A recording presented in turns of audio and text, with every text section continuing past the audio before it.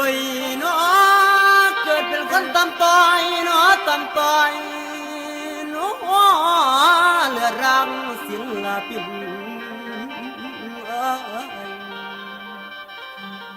ใจทวินทางเสียงจังได้มาลำจาง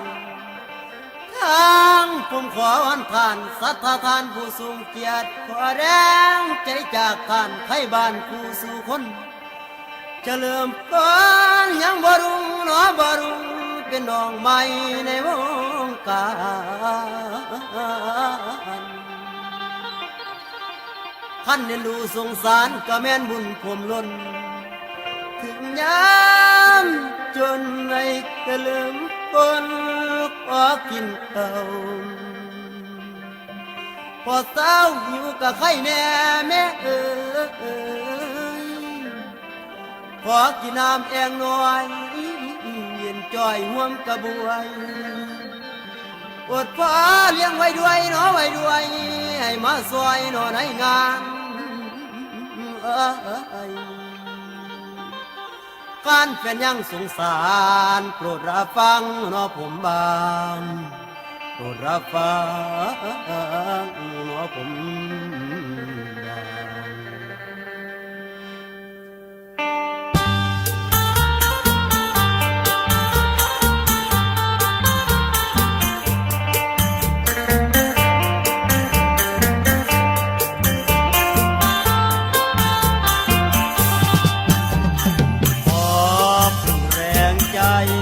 ฝากเอาไว้เป็นขวัญใจสักคน